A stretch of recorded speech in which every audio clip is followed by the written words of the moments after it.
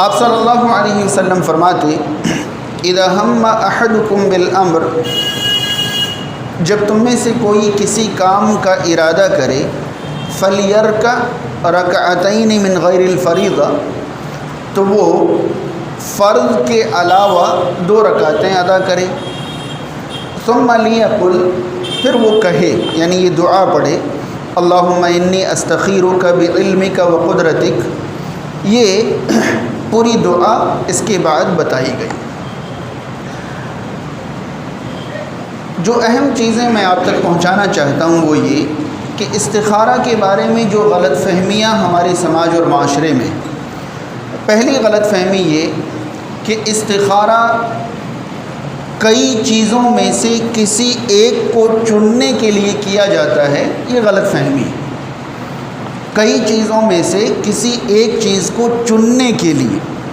استخارہ کرنا چاہیے، یہ غلط فہمی ہے، یہ حقیقت نہیں۔ حقیقت یہ ہے کہ جب انسان کو کوئی کام کرنا ہو تو وہ اپنی طاقت بھر تحقیق، جانکاری اور مشورے سب کچھ کرنے کے بعد جب وہ کسی کام کا ارادہ کر لے کہ مجھے یہ کرنا ہے، تو اب وہ اللہ تعالیٰ سے استخارہ کرے گا، اور استخارہ کا معنی ہوتا ہے خیر طلب کرنا، اللہ تعالیٰ سے خیر مانگنا، خیر طلب کرنا۔ تو استخارہ اس لیے کرے گا کہ اگر یہ کام میرے لیے اچھا ہے تو اللہ تعالیٰ اس کو میرے لیے آسان کر دے، اگر یہ کام میرے لیے اچھا نہیں ہے تو اللہ تعالیٰ مجھے اس سے بچا لے، اور اگر اس کے علاوہ کوئی خیر ہے تو اللہ تعالیٰ اس طرف میری رہنمائی کر دے۔ یعنی استخارہ کی دعا کے 3 پہلو، اچھا ہے تو آسان کر دے، برا ہے تو ٹال دے، اور جو اچھا ہے اس کی طرف رہنمائی فرما دے۔ یہ 3 پہلو استخارہ کی دعا کے ہیں۔ تو پتہ چلا کہ ہم نے کئی سارا کام کاج اپنے ذہن میں لیا اور اس کے بعد استخارہ کر رہے ہیں کہ ان میں سے کیا کرنا چاہیے، اب اللہ تعالیٰ مجھے بتا دے گا، تو یہ سوچ ہی غلط ہے۔ کئی سارے رشتے جمع کر لیے، اب اس کے بعد کہہ رہے ہیں کہ ان میں سے کن سے کروں، یہ اللہ تعالیٰ بتا دے گا، تو یہ سوچ ہی غلط ہے۔ پہلے آپ اپنی طاقت بھر تحقیق، تلاش، مشورے جو کچھ بھی آپ کر سکیں کر لیں۔ جب کسی کام کا ارادہ کر لیں، آپ حدیث کے الفاظ دیکھیں، رسول کریم صلی اللہ علیہ وسلم نے فرمایا اذا ہم احدکم بالامر، جب تم میں سے کوئی کسی کام کا ارادہ کر لے، یہ نہیں کہ کئی سارے کام جمع ہو جائیں تب استخارہ کرو، نہیں، کوئی بھی کام کا ارادہ کرو تو ارادہ کر لیں پہلے، پھر استخارہ کریں۔ اب ہمارے سماج اور معاشرے میں ہوتا یہ ہے کہ کسی لڑکے کے لیے ایک لڑکی دیکھی گئی، اب وہ سمجھتے ہیں کہ 10-12 لڑکیاں دیکھ لیں پھر استخارہ کریں گے، اب جو بھی استخارہ میں ظاہر ہوگا اس سے رشتہ کر لیں گے۔ نہیں، آپ نے ایک لڑکی دیکھی، اگر اس کا دین، اس کا اخلاق، اس کا گھر بار، خاندان سب کچھ مناسب ہے تو آپ پہلے ارادہ کریں کہ ہاں اس لڑکی کے یہاں ہمیں رشتہ کرنا ہے، پھر استخارہ کریں۔ یہ نہیں کہ 4-5 پیغامات جمع کر لیں اور ان میں سے چننے کے لیے استخارہ کریں، یہ ہرگز نہیں۔ لڑکی کے والد یا لڑکی کے گھر والے کئی سارے لڑکے دیکھنے کے بعد استخارہ کریں کہ بھائی ان میں سے کون سے لڑکے کو دینا ہے، اللہ تعالیٰ بتا دے گا، تو یہ استخارہ نہیں ہے۔ آپ جس لڑکے کے دین اور اخلاق سے مطمئن ہو جائیں ان کے بارے میں ارادہ کر لیں کہ ہاں ہمیں یہاں رشتہ کرنا ہے، پھر آپ استخارہ کریں۔ اگر وہ صحیح نہیں ہے تو ٹل جائے گا، صحیح ہے تو بات آگے بڑھ جائے گی، آسان ہو جائے گا۔ تو ارادہ کر کے اس ارادے پر اللہ سے خیر طلب کرنے کا نام استخارہ ہے۔ کئی آپشنز میں سے ایک کو چننے کا نام استخارہ نہیں ہے۔ ہاں، چننے کا نام استخارہ جب ہے جب آپ کوئی کاروبار کرنا چاہیں اور آپ کے دل میں یہ خیال ہو کہ کروں یا نہیں کروں، کروں یا نہیں کروں، تب استخارہ کرنا چننے کے لیے ہوگا۔ لیکن یہاں کئی کاروبار میں سے چننے کے لیے نہیں، بلکہ جو کاروبار آپ نے ارادہ کر لیا ہے اس کو کرنا ہے یا نہیں کرنا ہے، اس کے لیے استخارہ ہے، لیکن کئی چیزوں میں سے چننے کے لیے استخارہ نہیں۔ دوسری غلط فہمی ہمارے سماج میں یہ ہے کہ استخارہ کرنے کے بعد خواب نظر آتے ہیں، استخارہ کرنے کے بعد خواب نظر آتے ہیں، خواب میں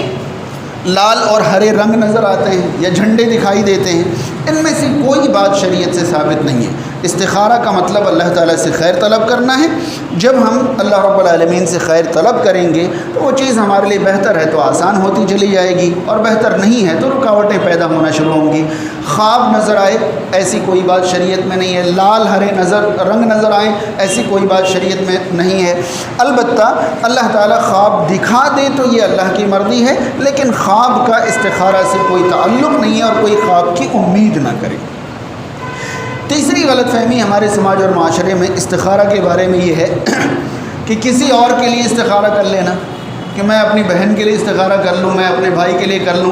بلکہ بعض لوگ تو دوسرے ممالک میں مشہور ہو گئے ہیں کہ جن کو استخارہ کرنا ہو وہ اپنا کام اور اپنی تفصیل ہمیں لکھ بھیجیں، واٹس اپ کر دیں اور ڈیٹیل بھیج دیں اور فیس بھیج دیں اور ہم ان کے لیے استخارہ کر دیں گے۔ شریعت میں ایسی کوئی چیز موجود نہیں ہے کہ کسی اور کا استخارہ کوئی اور کر سکتا ہے، ایسا نہیں ہے۔ آپ صلی اللہ علیہ وسلم نے فرمایا کہ اذا ہم احدکم بالامر،